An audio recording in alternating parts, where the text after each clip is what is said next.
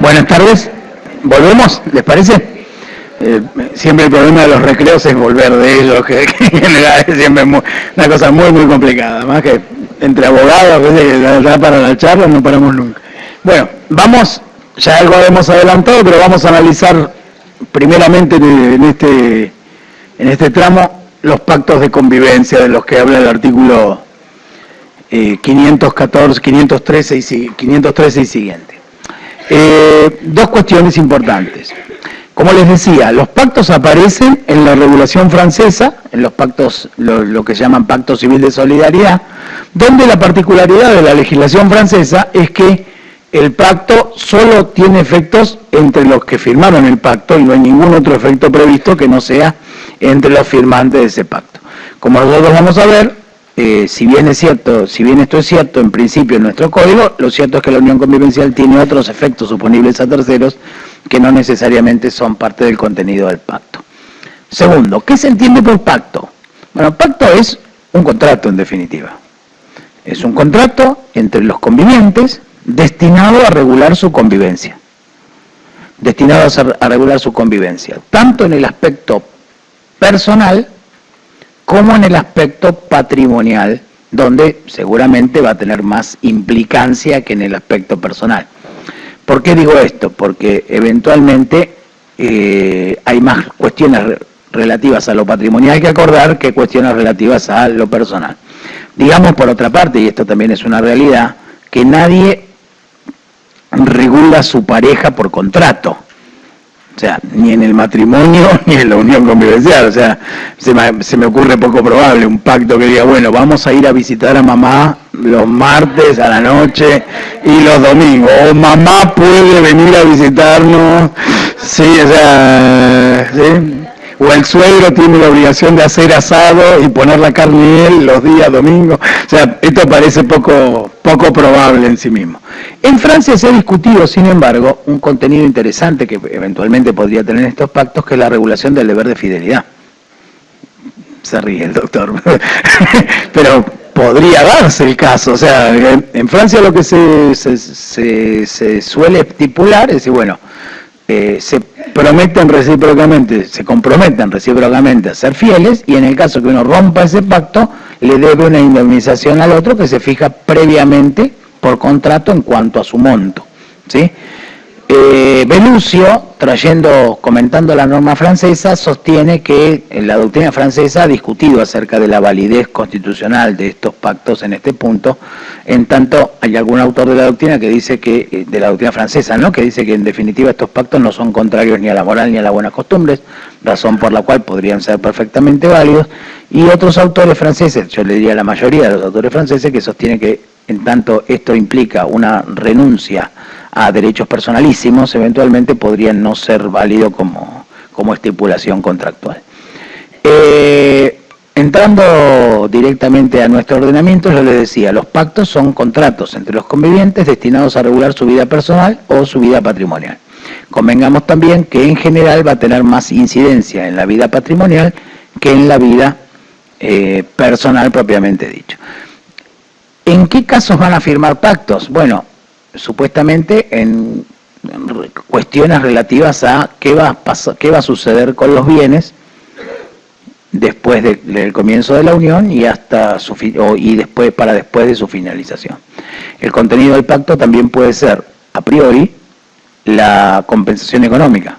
O sea, podrían a priori fijar como compensación económica determinada suma, que sería como establecer al comienzo de la relación la eventual existencia de una desigualdad y pactar el monto de esa desigualdad con anterioridad a la ruptura propiamente dicha. De todas maneras, y esto creo que va a pasar lo mismo en cuanto al régimen de bienes del matrimonio, es muy difícil al principio pactar la ruptura. O sea, piénsenlo en el matrimonio. O sea, mi amor, yo te he elegido, sos la mujer de mi vida, te elijo para que contraigamos nupcias. Ahora, ¿por qué no me firmás acá, donde dice que por las dudas que nos vaya mal? O sea, pactar la ruptura al inicio es algo muy complicado, sin ninguna duda. Sin embargo, bueno, está pensado en ese sentido. ¿Cómo? No sé quién me está hablando, tengo el problema. Bien, ahí la encontré, doctora, discúlpeme. ¿Renuncia? ¿Gasto de separación o gasto de muerte también? En realidad, en caso de ruptura, sea por muerte, sea por separación. Lo que pasa es que la compensación económica, después vamos a ver, tiene cuestiones, claro, podría eventualmente ser ruptura por muerte. Muy bien, entonces, ¿qué establece el código? Lo primero que establece en el 511 es que hay primacía de la autonomía de la voluntad. O sea, que en principio habrá que estar al contenido del pacto y a falta de pacto no hay efectos. A falta de pacto no hay efectos patrimoniales, sobre todo de la unión convivencial. ¿Sí? Esto como primera cuestión. El artículo 514 y 515 regulan el contenido del pacto. Dice el 514, que sé que no me va a funcionar en el hipervínculo. Los pactos de convivencia pueden regular, entre otras cuestiones, la contribución a las cargas durante la vida en común, la atribución del hogar común en caso de ruptura y la división de los bienes obtenidos por el esfuerzo común en caso de ruptura de la convivencia. Como ven, la facultad de esta enunciación del artículo 514 es al solo título ejemplificativo. Podrían incluirse cualquier otra pauta, porque dice entre otras cuestiones. Sin embargo, la norma tiene dos límites en cuanto a lo que se puede pactar y lo que no se puede pactar. El primer límite está dado en el artículo 513, que dice que no se puede pactar sobre 4 aspectos. 519, deber de asistencia. 520, deber de contribución. Y acá hay una contradicción importante, porque si ustedes recuerdan lo que yo acabo de leer, el primer inciso del artículo 514 dice que los pactos de convivencia pueden regular la contribución de las cargas del hogar durante la vida en común. Y luego se dice que sobre ese aspecto no se puede convenir. ¿Por qué existe esta contradicción? Que no es achacable a los autores del proyecto, sino que es achacable a la comisión bicameral que agregó el 520, porque en el proyecto original decía 519, 521 y 522. El tercer aspecto que no pueden regular es la norma sobre la disposición de la vivienda, sobre la protección de la vivienda familiar en sus dos aspectos, sobre eso no pueden regular, y sobre el régimen de deudas o el régimen solidario de deudas tampoco puede haber regulación entre sí. Sobre todos los demás aspectos, en principio se podría regular. Y el segundo límite está en el artículo 515. El artículo 515 dice que los pactos de convivencia no pueden ser contrarios al orden público, ni al principio de igualdad de los convivientes, ni afectar los derechos fundamentales de cualquiera de los integrantes de la unión convivencial. Como verán, acá habrá un montón de pactos eventualmente que van a ser observables desde ese punto de vista, o sea, en cuanto se mantiene la igualdad y demás. Pero también, como verán, permite mejores opciones que en el régimen de bienes del matrimonio. ¿Por qué? Me explico. En el régimen de bienes del matrimonio, yo tengo que puedo elegir el régimen de separación de bienes y a falta de elección entro en el régimen de comunidad, que es igual al régimen que tenemos vigente desde hace 140 años con sus modificaciones.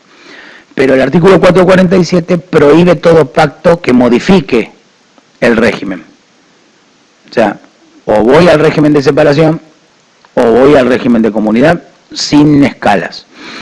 En el pacto de convivencia yo podría hacer una norma, por ejemplo, que dijese, como vos te vas a dedicar más al cuidado de los hijos, vamos a compartir los bienes que ganemos durante la unión, pero vos te vas a quedar con un 60 y yo con un 40, por ejemplo. Como algún derecho europeo permite para el régimen de bienes del matrimonio. Entonces, esto de alguna manera puede llegar a generar alguna, ya de por sí la gente cada vez se casa menos, esto ustedes lo saben. El otro día leía, hace unos años había salido un artículo en el diario Clarín que decía que en el año 2008 se habían celebrado en la ciudad de Buenos Aires menos matrimonios que en el año 1918, con un cuarto de la población, o sea que la tendencia es a que la gente cada vez se casa menos. Y además, eventualmente en este caso, me permite mejores opciones de pacto que las que me permite el régimen de bienes del matrimonio, que en ese punto se ha quedado corto. Fíjense ustedes, por ejemplo, sin ir muy lejos, en el régimen brasilero hay 4 regímenes de bienes del matrimonio diferentes y una cláusula que me permite combinar cláusulas de uno con cláusulas de otro, o sea, me permite hacer contratos tomando una partecita de uno y otra partecita de otro. En ese sentido, en términos de libertad para negociar, es mucho más amplio que lo que nos propone, en este caso, el Código Civil y Comercial. O sea que eventualmente acá podrá, a mi entender, haber una fuga. En cuanto a la forma, lo único que se exige es la forma escrita, y nada más. Está claro que si esto abarca a bienes registrables, necesariamente, sobre todo si son inmuebles, la forma tendrá que ser la forma de la escritura pública, a los efectos que eso pueda ser inscripto eventualmente, y no está previsto la inscripción de la unión convivencial genérica en los registros de la propiedad, sino que habrá que inscribirla en relación a bienes singularmente considerados. Sí, doctora.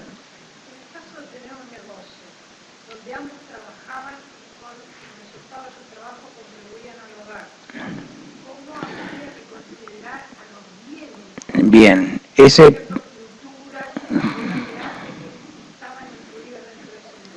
Ahí el punto es el siguiente. Si tienen pacto, habrá que estar a los términos del pacto. No teniendo pacto, habrá que probar la sociedad de hecho. Pero eso es ahora y en el régimen que viene, ¿eh? En ambos casos es exactamente igual. No hay modificación en este punto. Doctor.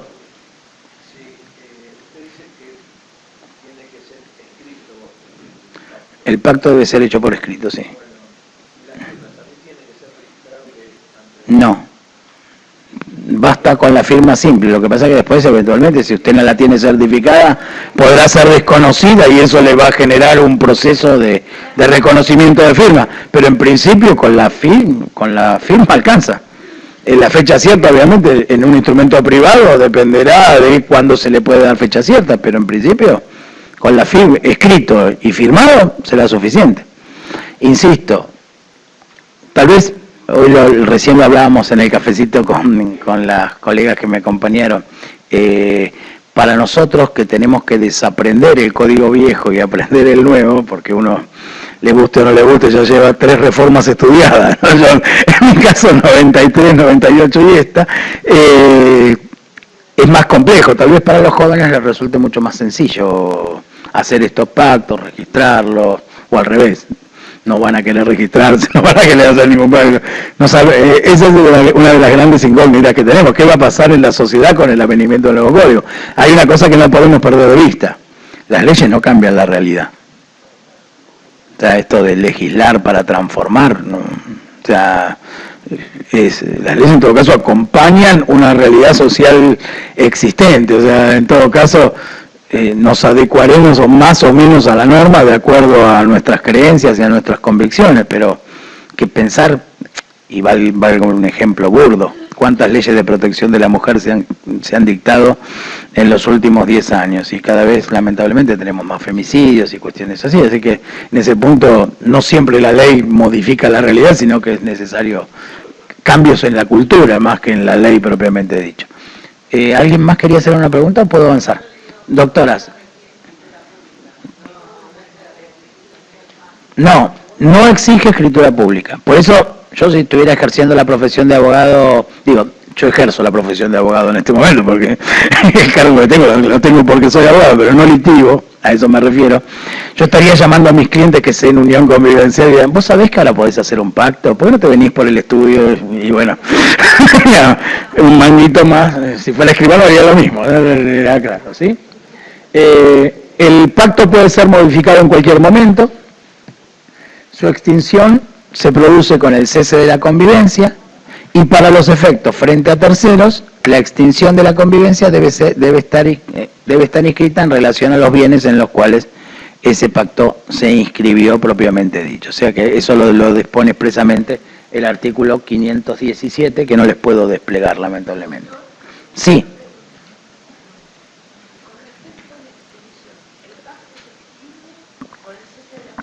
Con el cese de la convivencia.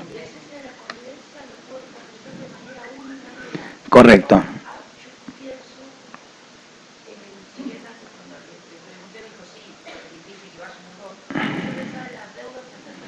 Claro, lo que pasa es que el 517 dice que los efectos del pacto se extinguen en la medida en que sea inscripta en el registro de uniones convivenciales y en relación a los bienes incluidos en el pacto. Entonces, de alguna manera, ahí tiene protegidos los derechos frente a terceros, en tanto frente a los terceros no les será oponible la extinción si no está inscrita con relación a los bienes singularmente considerados. O sea que me parece que si le da una lectura un poco más profunda al 517 va a encontrar una respuesta a ese interrogante. ¿Sí? Avanzo.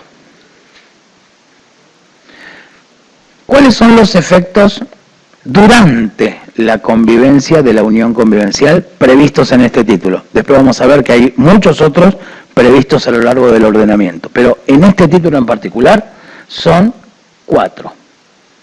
La asistencia, la contribución a los gastos del hogar, la responsabilidad solidaria por las deudas y la protección de la vivienda familiar.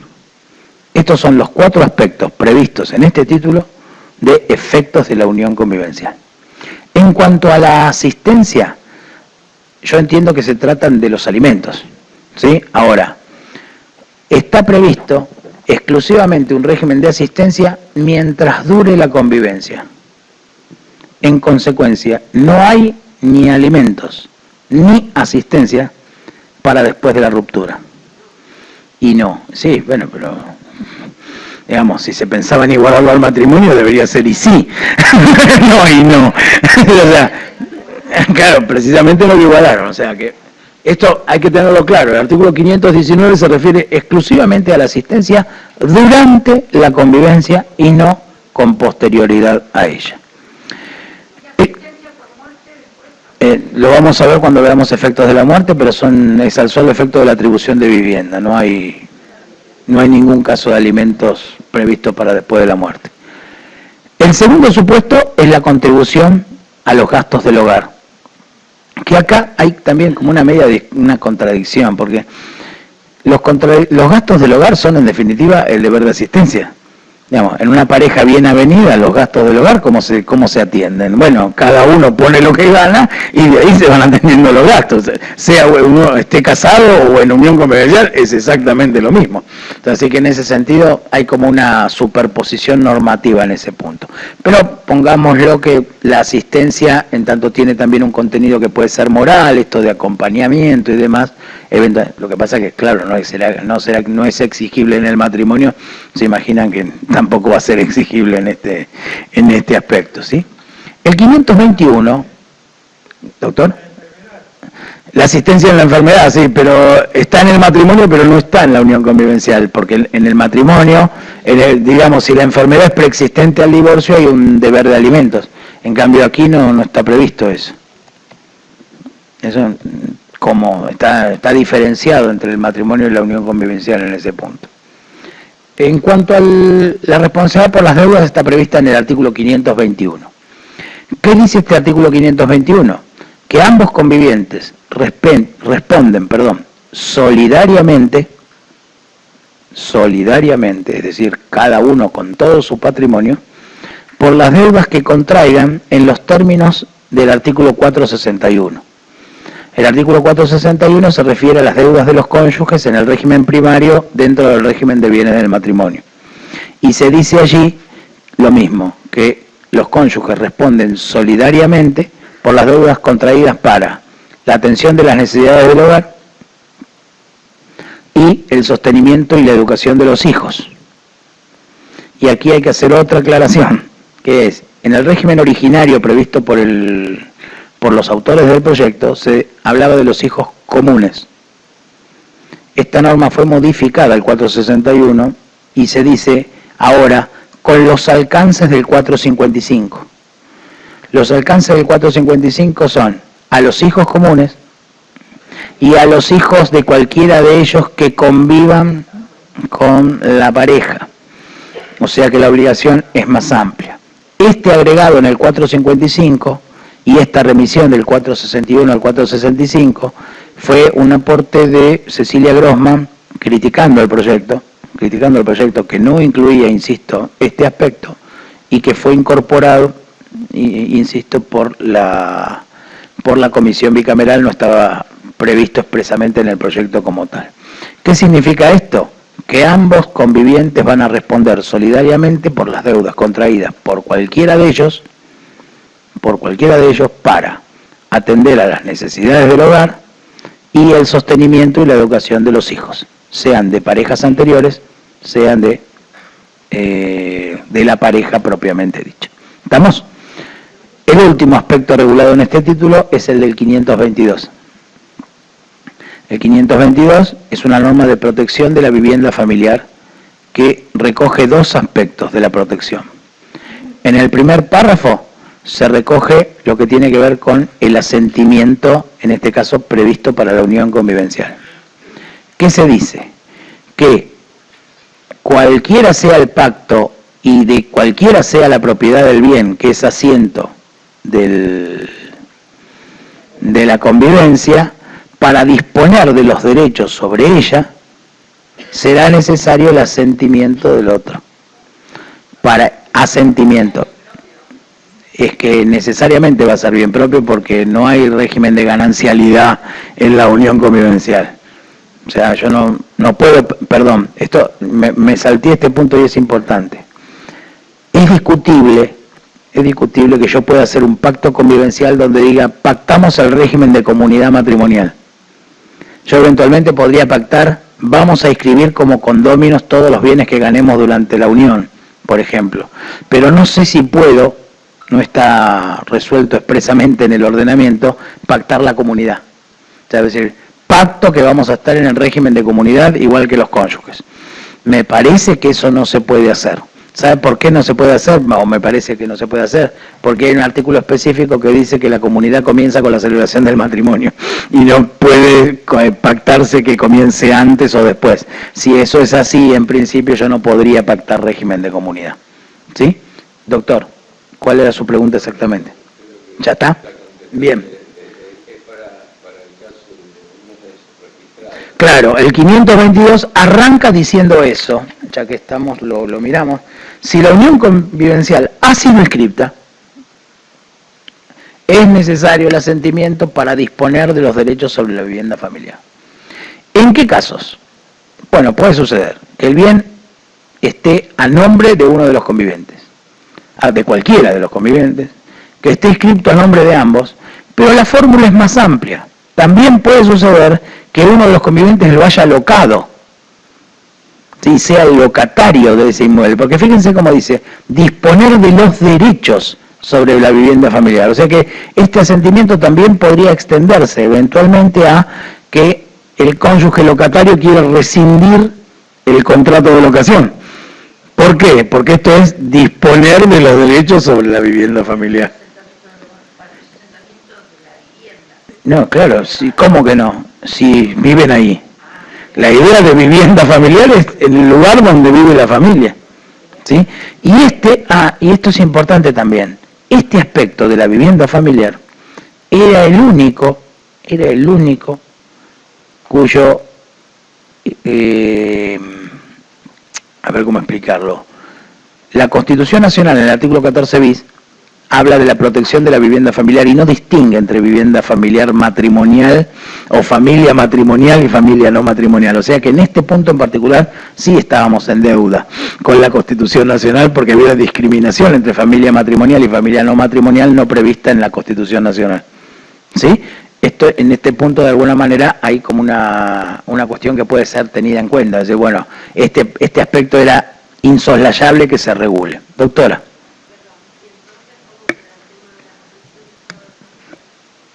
Es que precisamente para este punto en particular se aparta de los efectos probatorios de la inscripción para transformarlo en un efecto, mejor dicho, para obligar a la inscripción para la aplicación de estos derechos. Pero esto tiene una explicación lógica, que es la oponibilidad a terceros. O sea, yo voy a contratar con una persona, ¿y cómo sé que está en unión convivencial? ¿Se entiende? ¿Cómo sé que ese acto puede eventualmente estar afectado de nulidad relativa? Porque le falta el asentimiento del otro conviviente. Que esta me parece que es la pata floja de esta regulación. Me explico. Dice, si la unión ha sido inscripta, no se dice dónde. En realidad, debería decir, al igual que el 517, en el registro de la propiedad inmueble a donde referencie esa unidad, esa vivienda familiar, para que el tercero tenga alguna manera de que, mejor dicho, no es tercero, el que contrata con uno de los convivientes sepa que ahí es el asiento de su familia o no lo es, ¿sí? Pero bueno, esto tiene esta pata, digamos, poco clara. Ajá. Y la doctora Medina en este punto en particular tiene la particularidad de decir, bueno, muy interesante su pregunta. La siguiente.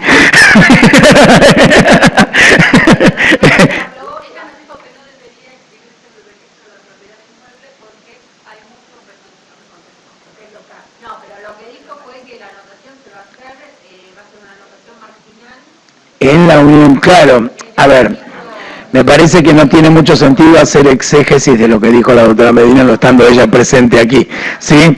Ahora, lo que me parece interesante que nos detengamos en este punto. El 522 dice, si la unión ha sido inscripta y no distingue a dónde hay que inscribirla. Eso nos da lugar a varias fórmulas de interpretación. La primera fórmula de interpretación es en el registro de uniones convivenciales creado al efecto. Una posibilidad. En el registro y en el registro de la propiedad inmueble, otra propiedad. En el registro y en todos los registros de la propiedad inmueble de todas las provincias de Argentina y de la Ciudad de Buenos Aires, otra posibilidad. Ahora, eso llevado al infinito, si se quiere. Ahora, donde la ley no distingue, no debe el intérprete distinguir. A los efectos de la validez del derecho, en particular, habrá que ver que esté inscrita en cualquier lado, siempre y cuando esté inscrita. ¿Se entiende? ¿Sí? La protección de la locación haría pensar que bastaría. Claro, porque si se protege la locación, ahí no va a haber posibilidad de inscribirlo en el registro de propiedad. Otra norma de protección es la protección por afectación, que está prevista en el artículo 246 y 250 del Código Civil y Comercial. Allí se dice, saben ustedes que antes el beneficiario tenía que ser cónyuge o descendientes, ascendientes o colaterales, ¿sí? En este caso se amplía esa protección y se permite incluir dentro de los beneficiarios del bien de familia al unido convivencialmente, ¿sí? Y en el 250 se establece la necesidad de asentimiento del unido convivencialmente para desafectar el bien de familia, o sea que esa es otra protección de la vivienda familiar no prevista exactamente en esta parte del ordenamiento, ¿sí? Y requiere inscripción de la unión. Y me está faltando una cuestión importante acá también, que es inejecutable por deudas contraídas después de la, no me acuerdo si dice de la registración o de la... Esperen que tengo miedo de hacer lío. La vivienda familiar no puede ser ejecutada por deudas contraídas después de la inscripción de la unión convivencial, otra vez no distingue dónde, excepto que hayan sido contraídas por ambos convivientes o por uno de ellos con el asentimiento del otro. ¿Sí? Bueno, las expensas están en el 240 y... El de inejecutabilidad es el 522, último párrafo. ¿Sí? Las expensas están previstas como excepción al régimen de protección de la vivienda en general, pero no están previstas para esto. Yo lo estuve pensando el tema, porque de acá me voy al Banco Provincia, que tengo que hablar de lo otro, de la protección de la vivienda familiar para el abogado del Banco Provincia, de protección de la vivienda en general, para el abogado del Banco Provincia, y lo estuve pensando el tema, porque no lo había visto originalmente. Y me parece que esas deudas por expensas serían los casos en los cuales las deudas sean contraídas con el asentimiento del otro, del que habla el 522. Fíjese cómo dice, la vivienda familiar no puede ser ejecutada por deudas contraídas después de la inscripción de la unión convivencial, excepto que hayan sido contraídas por ambos convivientes o por uno de ellos con el asentimiento del otro. El asentimiento puede ser tácito, el que no impide poderlo hacer. O sea, si yo vivo en ese departamento y sé que ese departamento genera expensas, estaré tácitamente dando mi asentimiento para que la deuda sea ejecutada. ¿Se entiende? Los impuestos, tasas, contribuciones y demás. Doctora.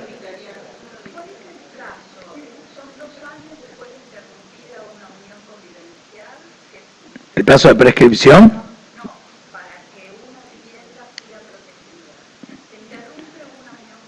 No, en el régimen desde el cese de la convivencia.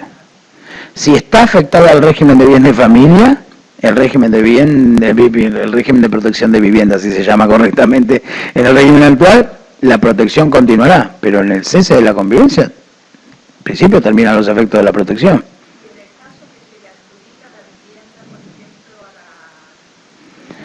No, en ese caso el plazo máximo de atribución de vivienda es de 2 años. ¿Sí? Que eso es un aspecto que vamos a ver dentro de un ratito que es discutible. ¿Sí? Me quedaba alguna pregunta por acá y tengo que avanzar. Sí, adelante, doctora.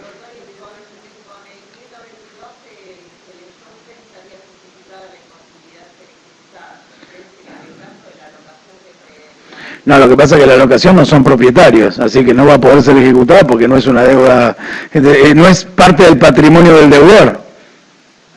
Yo lo que tengo es el derecho de tenencia, ¿sí? Avanzo. Otros efectos durante la convivencia no previstos específicamente en este título. Se presume la paternidad, artículo 585. No está resuelto si estando inscripta la unión convivencial funciona igual que casados, o sea que nace ipso libre, sino que en todo caso será necesario el reconocimiento y si no la acción de reclamación de filiación. Acción de integración, adopción de integración y adopción conjunta, artículos 597 y 599, es decir, se puede adoptar al hijo del conviviente en adopción de integración, ¿sí? O eventualmente pueden los convivientes adoptar conjuntamente, derecho que hasta ahora estaba solo atribuido a los cónyuges. Derecho de deber de colaboración sobre el cuidado de los hijos del otro conviviente, artículo 653, inciso D. Derechos y deberes del progenitor afín, artículo 672 a artículo 676. Ojo aquí, porque el ordenamiento prevé un régimen de alimentos subsidiario del progenitor afín hacia los hijos menores de edad o con capacidad restringida del otro progenitor, y que se extiende aún después de rota la convivencia, ¿sí? Si el aporte de este progenitor afín era fundamental y estaba previsto en la alimentación del niño. Una amiga mía, un poco en broma, decía, con lo difícil que está el mercado del usado, conseguir pareja en este régimen del progenitor afín va a ser complejo, sin ninguna duda, va a tener sus complicaciones con este nuevo derecho. Doctora.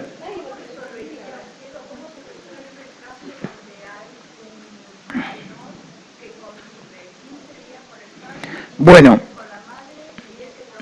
sí, ahí hay cosas, bueno, es que la figura del progenitor afín, no se limita a uno, pueden ser dos. Me explico. En el régimen de la responsabilidad parental, que yo no sé si ya alguien desarrolló aquí, se establece, primero que se cambian todos los nombres, todo se llama distinto, pero en vez de llamarse distinto responsabilidad parental, se llama distinto el cuidado personal, que es lo que antes conocíamos como tenencia, para decirlo mal y pronto. Ahora se llama cuidado personal. Y el código establece que por principio general, o sea, como regla, el cuidado personal debe establecerse en la modalidad indistinta, o sea, compartido indistinto. ¿Qué significa compartido indistinto? El hijo convive mayormente con uno de los progenitores, con comunicación y vivienda menor con el otro, ¿sí? Y también puede ser alternado el ejercicio compartido, que es donde el niño pasa la misma cantidad de tiempo en un lado y en el otro. Ahora, en ambos casos, ambos padres comparten el ejercicio de la responsabilidad parental en ese caso. En consecuencia, y ejemplifico para que lo vean claramente, los padres se divorcian. Cada uno de ellos rearma una unión convivencial. El niño vive de lunes a jueves con mamá, de jueves a domingo con papá. Ese niño va a tener dos progenitores afines. Los progenitores, la nueva pareja de la mamá y la nueva pareja del papá, porque convivirá con ambos. No va a tener uno solo, va a tener dos progenitores afines en ese caso. Primera cuestión. Deme tiempo, ya llego. ¿Sí? Ahora, ¿qué obligaciones tiene el progenitor afín? El progenitor afín tiene obligaciones de colaborar con la crianza y educación del niño, eventualmente una obligación subsidiaria de alimentos. ¿Subsidiaria de quién? De los progenitores, obviamente, que son los principales obligados. Y el 674, segundo párrafo, establece que si la ayuda del progenitor afín existió durante la convivencia y esto era central para el proyecto de vida del niño, eventualmente esa obligación puede extenderse luego de la ruptura de la pareja que le dio origen a la figura. ¿Sí? Es polémico el asunto, no se los voy a negar. Es el 674, segundo párrafo, que si les parece lo leo, pero no es mi tema, pero hoy. Ya se lo digo. Tengan en cuenta que yo tengo, no es el 674, es el 676. A esta altura, tengan en cuenta que ya el disco rígido está medio averiado. La obligación alimentaria del cónyuge conviviente respecto de los hijos del otro tiene carácter subsidiario. Cesa este deber en los casos de disolución del vínculo conyugal o ruptura de la convivencia. Punto y seguido. Sin embargo, ya cuando empieza la frase con el sin embargo, es como el tenemos que hablar de tu pareja, es un problema. Si el cambio de situación puede ocasionar un grave daño al niño o adolescente y el cónyuge o conviviente asumió durante la vida en común el sustento del hijo del otro, puede fijarse una cuota asistencial a su cargo con carácter transitorio, cuya duración debe definir el juez de acuerdo a las condiciones de fortuna del obligado, primera pauta, las necesidades del alimentado y el tiempo de la convivencia. No lo dice. Acá serían los efectos probatorios. ¿Sí? Yo me imagino el hecho, tampoco dice por cuánto tiempo, nos estamos conociendo, dice, no, pues tengo 2 hijos, uno del cual ya rajemos.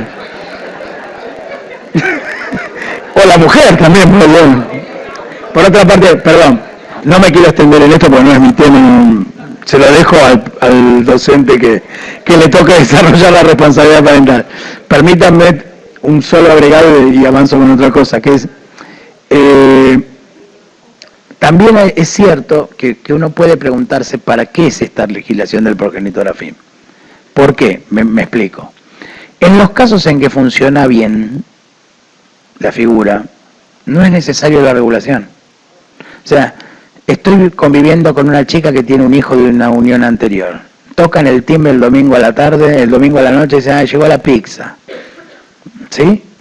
Yo me voy a poner a decirle, no, me tenés que dar 2/3 porque somos 3 y yo no soy progenitor afín, entonces yo de la pizza vale 100, yo pongo 33, vos dame los 66. No funciona así. En la práctica normal, las uniones de pareja bien avenidas, sean matrimonio o no matrimonio, van a resolver la cuestión de la ayuda al progenitor. Hay que llevar los chicos al colegio, pero yo llevo los míos, ¿viste? En todo caso, pero van al mismo colegio, al mismo grado, no importa, yo llevo los míos, vos llevas los tuyos. No tiene, eso naturalmente funciona bien. O sea, no necesitaba norma. El problema es cuando funcione mal, sobre todo cuando la nueva pareja del padre o de la madre, que ya de por sí es un problema, de Cenicienta para acá la madrastra siempre ha tenido mala fama, convengámoslo también, claro, es así, cuando se empodera, pero que eso que te dijo tu vez con relación al nene, pero olvídate, de ninguna manera, mientras el chico vive acá conmigo, yo, y el tipo manda, y o sea, va a terminar rompiendo la pareja, porque claro, va a dejar al cónyuge, a la pareja, en una situación de equilibrio entre su pareja anterior y la pareja actual, y además la pareja actual empoderada, no, pero yo acá dice que tengo derecho. Entonces, ¿por cómo lo vamos a mandar a ese colegio? Mandalo al otro, es mucho mejor. No, pero yo arreglé con mi ex, pero si ni pone para la cuota. O sea, Si yo combinamos y empodero a una persona complicada, luego voy a tener problemas de personas complicadas. Pero bueno, no es el punto, se lo preguntan, no sé quién viene a dar responsabilidad parental. ¿Quién viene a dar responsabilidad parental? Se lo preguntan a Tilio Álvarez, que seguramente con más solvencia que yo lo va a poder contestar. Avanzamos. Solicitar la declaración de incapacidad o la capacidad restringida por discapacidad mental de su pareja, mientras la convivencia no haya cesado. Legitimación para reclamar daño patrimonial y extrapatrimonial, artículo 1741. Acá hay que hacer una distinción importante. Habla de ostensible trato familiar, no habla de unido convivencialmente. Y esto está bien que sea así. ¿Por qué? Porque si decía unido convivencialmente, nos metíamos en el problema. Hace un año que conviven, ¿le corresponde o no le corresponde? Por ejemplo, ¿sí? Entonces, en ese contexto es mejor que haya dicho ostensible trato familiar. Sin embargo, es contrario al plenario que dice que el conviviente que reclama daño patrimonial no debe tener impedimento de ligamen. Acá se dice ostensible trato familiar a secas, lo cual no entraría en la unión convivencial, como ya vimos que una persona casada y no divorciada no puede estar en unión convivencial. Se suspende la prescripción, eso está previsto en el 2543, al igual que en el matrimonio. Cese de la unión convivencial. Y acá hay que hacer una distinción. El título dice del cese de la convivencia. Y el primer artículo, que es el que regula, dice cesa también la unión convivencial. O sea, parecería que cese de la convivencia y cese de la unión convivencial no son lo mismo. ¿Sí? Y efectivamente no lo son. ¿Por qué no lo son? Porque puede haber casos donde la convivencia cesa, pero hay voluntad de mantenerla. ¿Sí? Me ofrecen un trabajo en Mendoza de un año, pero yo quiero seguir en pareja con mi actual pareja con la cual estoy conviviendo, pero me tengo que ir a vivir a Mendoza, por lo tanto dejo de convivir. Bueno, en ese caso continúa la unión convivencial a pesar de que no estemos actualmente en convivencia por ese trabajo que yo tengo. ¿En qué caso cesa la unión convivencial? Bueno, en caso de muerte, obviamente, en caso de ausencia con presunción de fallecimiento, en caso de matrimonio o nueva unión convivencial de cualquiera de los convivientes, en caso de matrimonio entre los convivientes entre sí. Esto también es bastante común, por cierto, los jóvenes ahora hacen una suerte de matrimonio a prueba. Se van a vivir juntos un tiempo y luego contraer matrimonio. En muchos casos esto tiene además que ver con el pedido de los hijos, o sea, cuando tienen hijos que los hijos le piden, che, ¿por qué no se casan? O una cosa así. En mi experiencia, ya voy doctora, mi experiencia personal lo que me ha pasado es que muchos de estos casos, de poquito tiempo se divorciaron, o sea, que como que el problema fue casarse que les rompió la pareja, pero no creo que sea así, pero es como una cosa rara. Doctora.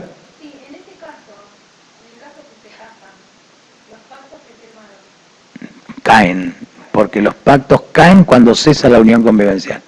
Lo que no significa que esos bienes que pactaron compartir no ingresen como propios de cada uno de ellos a la unión en condominio eventualmente. ¿Sí? ¿Se entiende? O sea, pactamos en la unión convivencial que vamos a compartir los bienes. Y para compartirlos pactamos que cada adquisición se va a hacer en condominio.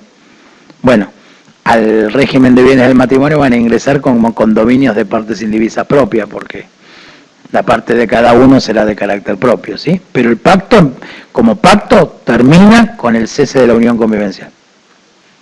¿Sí? Por la voluntad unilateral, por el mutuo acuerdo, deciden no vivir más juntos, por la voluntad unilateral notificada fehacientemente. No vale WhatsApp, estado de Facebook, fin de la relación, no, todo eso no. Yo creo que a los efectos publicitarios debe poner en el Facebook fin de la relación, da más publicidad seguro que cualquier carta documento, pero no está previsto, ¿sí? Las nuevas tecnologías no llegaron. Y el cese de la convivencia. Antes, en el proyecto original, se decía cese de la convivencia por un año. Y este requisito fue eliminado. Se dice cese de la convivencia seca, pues digo, esperar un año a ver que sería un año de espera, esperando que regrese sería. Difícil que el chancho huele. Bueno,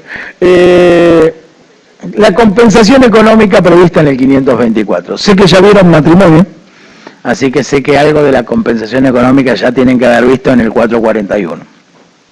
Al igual que lo previsto para los efectos del divorcio, se prevé la compensación económica para la ruptura de la unión convivencial. ¿Sí? Para que proceda la compensación económica, perdón, hay una diferencia con relación al matrimonio. En el matrimonio no puede pactarse a priori. En la unión convivencial podrían en el pacto de convivencia establecer a priori la compensación económica como contenido del pacto, en tanto ese contenido no está prohibido ni en el 519, ni en el 520, ni en el 521, ni en el 522, ni es contrario a la moral y a las buenas costumbres. O sea que eventualmente se podría pactar las condiciones de la compensación económica a priori. A mí me parece que en ese caso el conviviente que se haya comprometido a pagarla podrá discutir las condiciones de procedencia más allá de haberlo pactado, pero esto es una cuestión que es discutible, si vamos a lo que se pactó propiamente dicho o si vamos a que la naturaleza de la unión de la prestación económica es que se dé una compensación cuando están dados esos requisitos, porque puede no haber desequilibrio eventualmente, ¿sí? En caso de falta de pacto, se tienen que dar conjuntamente tres cuestiones: desequilibrio manifiesto. Acá hay que hacer una aclaración. La norma del Código Civil Español, del cual esta está inspirada, digo porque si estuviera copiada estaría mal copiada, o sea, tengo que entender que está inspirada, dice desequilibrio económico manifiesto. O sea, no cualquier desequilibrio, ¿verdad? Estoy en un estado de shock y depresión porque ella me dejó. Claro, pero en nuestra norma estoy en desequilibrio manifiesto. O sea, no me pide que el desequilibrio sea económico, me pide que sea un desequilibrio manifiesto. Acá sí, a diferencia de lo previsto en el 441, se habla de situación económica. Dice, empeoramiento de su situación económica. Y acá hay otra diferencia con el Código Civil Español. En el Código Civil Español se habla de empeoramiento de la situación económica con relación al otro. Con relación al otro, no cualquier empeoramiento de la situación, sino aquella que es con relación al otro. Y por último, que tenga causa adecuada en la convivencia y su ruptura. ¿Sí? Les pongo un ejemplo para que lo vean claramente. Una señora, por caso unos 60 años, conoce en el country donde es divorciada, y conoce en el country donde vive a un muchacho, el profesor de natación del country, ¿no? ¿Sí? Que le enseña a nadar y bueno, vieron cómo son esas cosas. Entonces, bueno, se va a vivir con este muchacho y vive con él durante más de 2 años. En determinado momento, él sigue con sus actividades en el country donde conviven. Y ella va y viene, pongamos, a la ciudad de Buenos Aires a trabajar y vuelve. En determinado momento se entera que, bueno, vieron cómo es esto de la profesión del profesor de natación, está saliendo con una personal trainer que trabaja en el lugar, ¿no? Este muchacho está teniendo relaciones con esta chica. Entonces, bueno, esta señora se entera y ¿qué hace? Lo echa de su casa, habla con las autoridades del country para que no le permitan seguir trabajando en la pileta, ¿sí? ¿Sí? Entonces, bueno, pensemos. Él ha entrado en un desequilibrio manifiesto.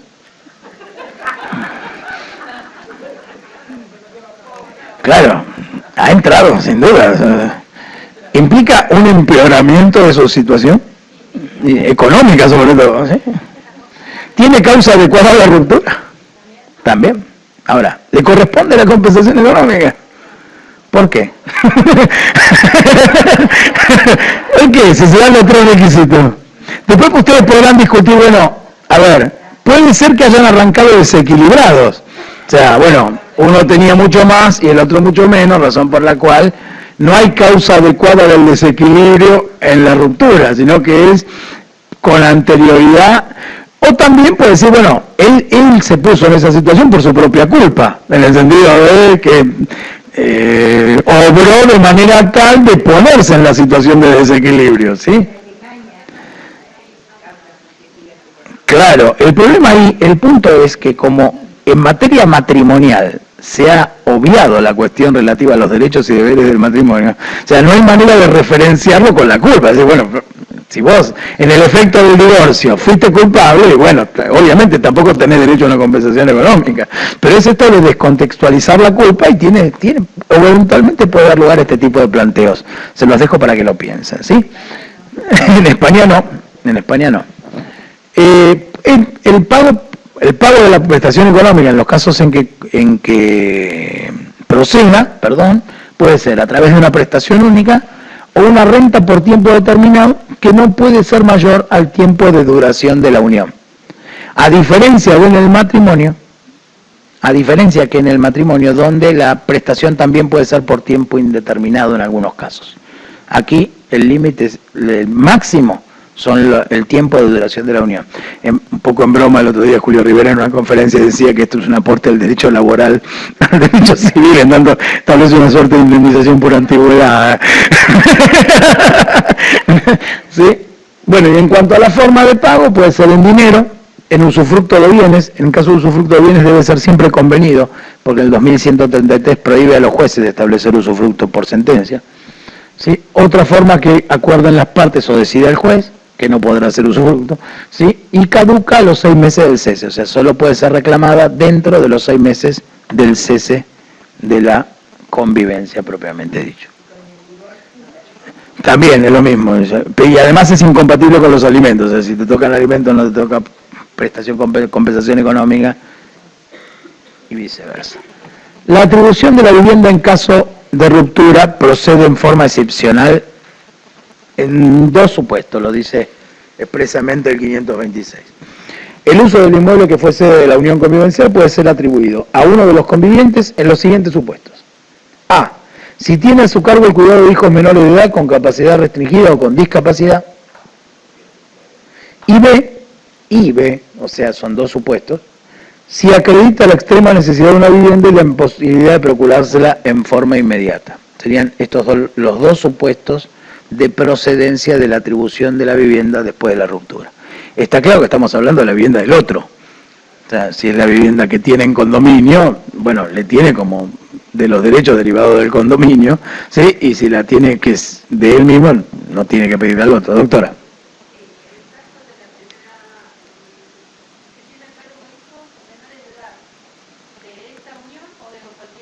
No distingue. Podría eventualmente ser de una unión anterior de quien pretende el derecho, en los términos que vimos del 674, ¿recuerdan? Podría ser. Donde la ley no distingue, me parece ahí que tal vez el límite es el abuso de derecho ahí. O sea, como nadie tiene derecho a ejercer en forma abusiva, y esto está en el título preliminar, tal vez el punto será, para el juez la herramienta de salida eventualmente puede ser una eventual situación de abuso de derecho. Sí, pero no son copulativos, o sea, no es con hijos y una extrema necesidad de vivienda. Son dos supuestos diferenciados, o con hijos menor de edad o extrema necesidad de una vivienda. Doctor.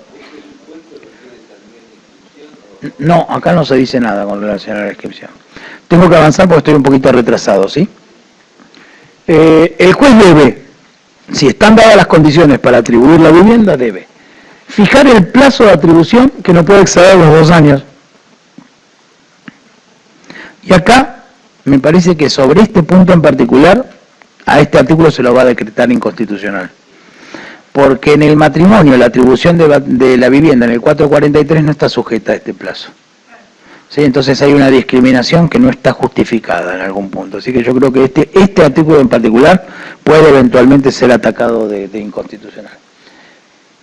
Puede además disponer, a petición de parte, una renta compensatoria, supuesto que será posible si hay menores de edad o lo que sea, pero no si tiene una extrema necesidad de vivienda, porque si tiene una extrema necesidad de vivienda no va a poder pagar una renta compensatoria, obviamente. El juez además puede disponer, según la propiedad del bien, que el bien no sea enajenado por un plazo sin el acuerdo de ambos, o sea que sería una suerte de ultraactividad del 522 que hablaba durante la convivencia del asentimiento conyugal, y que el inmueble en condominio eventualmente no sea liquidado ni partido, o sea, no sea dividido entre ellos. O sea que aquí hay, digamos, algunas particularidades. El 527 resuelve el supuesto de la atribución de la vivienda en caso de muerte del conviviente. En caso de muerte del conviviente.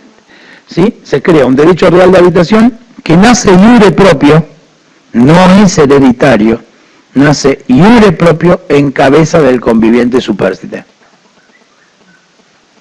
¿Sí? Se establece también por un plazo máximo de 2 años.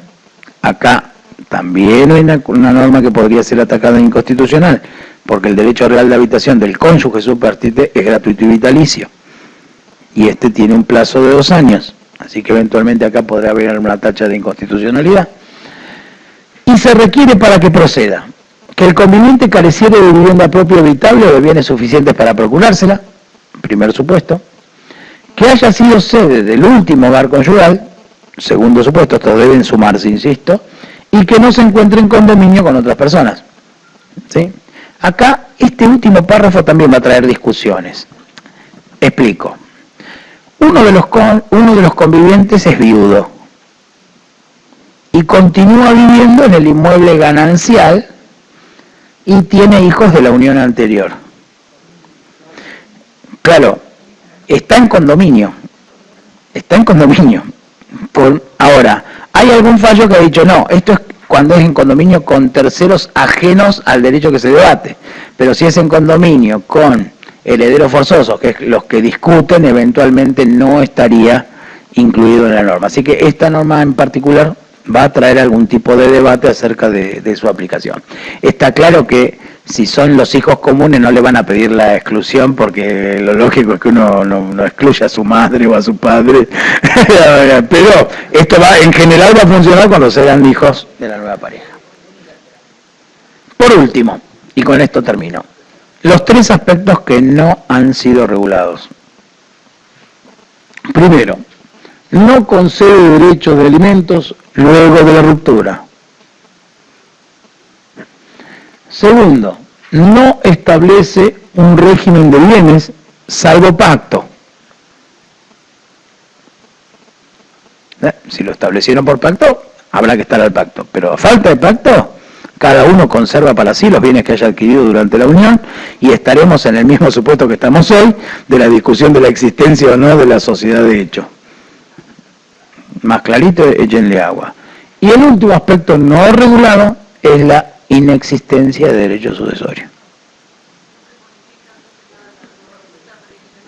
No, con respecto a... No, bueno, en previsional habrá que ver lo que dice Nora Lloveras, que es la que comenta estos artículos en el Tratado de Quebelmacher de Carlucci. Nora Lloveras dice que las leyes previsionales deberán adaptarse al nuevo código. Yo no lo veo tan claro, pero ellos dicen que la nueva ley para mí es una ley especial que tiene requisitos especiales en condiciones especiales. Pero bueno, esa es su opinión. La de ella, digo, no la suya, ¿sí? Doctora.